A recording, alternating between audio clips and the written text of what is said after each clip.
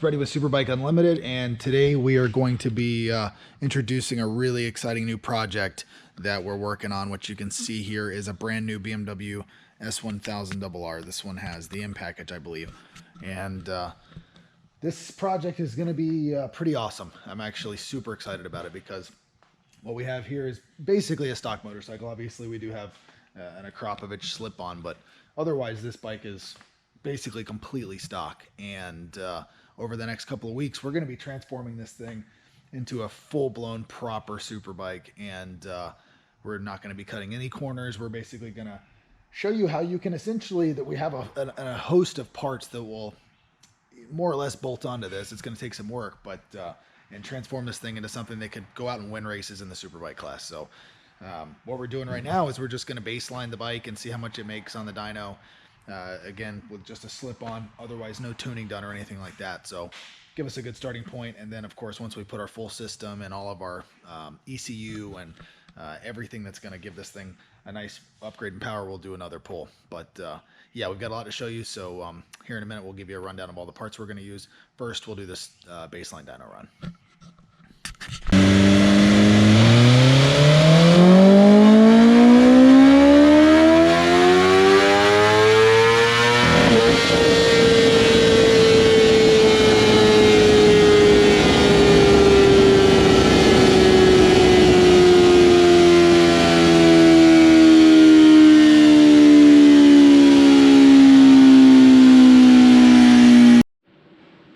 Okay, so we've done our dyno pulls, and here we're going to show you the results.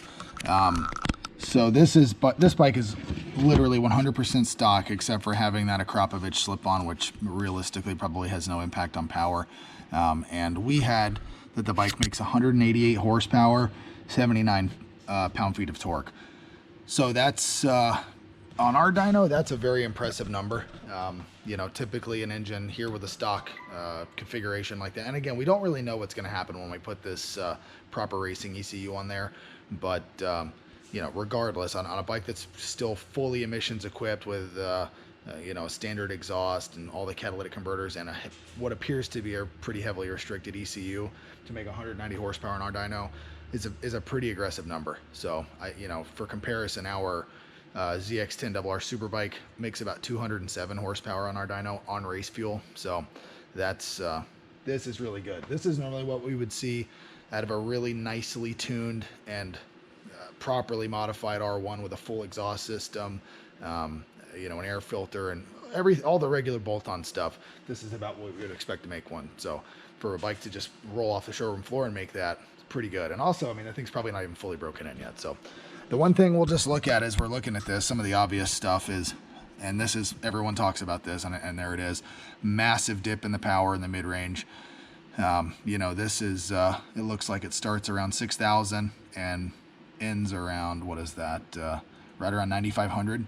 So this is supposed to be one of the biggest things. Obviously, this is going to be where you're coming off the corner and probably makes the bike feel pretty poor on the racetrack because you just have this massive hole where the thing just loses a ton of power. I mean, we're going from, what, 72 torque to 60. So you actually lose 12 torque from 5,500 RPM to about 7. It's pretty remarkable. So next what we're going to do is we're just going to walk you over here and show you what we've got. So here is, of course, the BMW. And we don't have everything in yet. The rest of the bulk of the remainder is going to be arriving today. But we have a pretty awesome layout here of components. So first, I guess we'll start with this beautiful carbon fiber. This is Ilmberger. They make a really nice carbon fiber race bodywork kit that we're going to be using on this. And here you can see that. The great thing about these guys is they really make efforts to make the weave appear to be continuous. So even though the parts are broken up into multiple components, you can see that the weave travels in the same direction. So it just really makes a nice looking finished product, especially when it's all mounted up. Here you have some wiring loom components. Obviously our Suiter swing arm. This is a World Superbike spec component. A lot of our electronic stuff over here. This is going to be the heart of our electronics, the new Bosch Race ECU. This is how we interface with that. Button pods, GB Racing crash protection. Here we have our dash protector. And inside of this, we have our C125. This is our new display and data logger, which we're a huge fan of these. Motec makes a fantastic product. I personally feel that their logging is second to none, and it's just incredibly capable. i2 Pro is just an awesome piece of software. So then perhaps the crown jewel of this build, we're using the current generation World Superbike Fork from Öhlins. Öhlins was kind enough to provide us with these and allow us to use these with this customer's bike. So that's a very, very special piece of hardware. It's literally the same stuff that you'll see winning races in the World Superbike Championship. So prototype part and good stuff. Along with that, we have a lot of other largely supporting components for our wiring harness. A set of Alpha Racing Superbike discs. And then along with that, we have, you'll notice there's two of everything. We're actually building two of these bikes.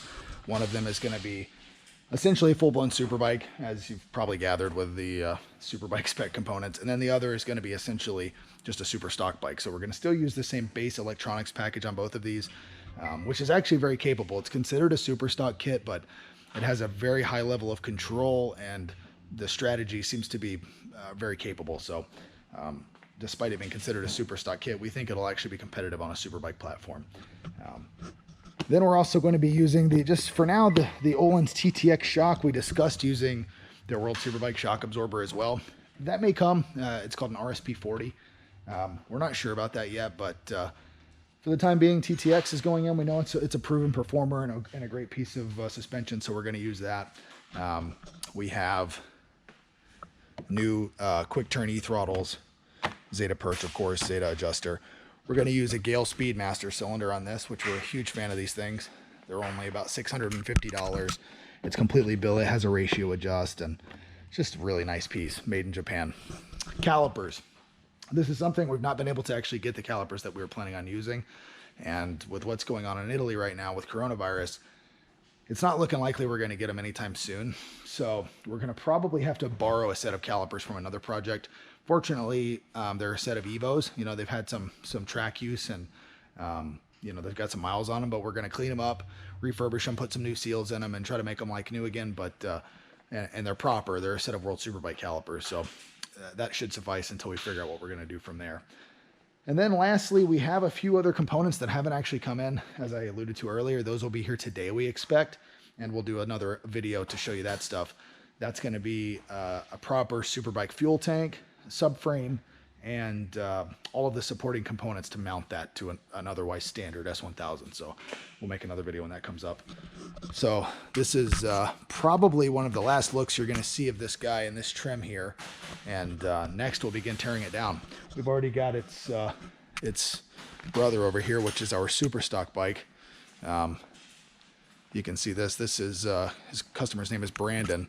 We're going to do his first, and you can kind of see what one of these looks like broken down. Tex has already gotten pretty far along with it. This guy's going to be ready to take the new harness and electronics, and we'll document some of that for you and then get right into the Superbike.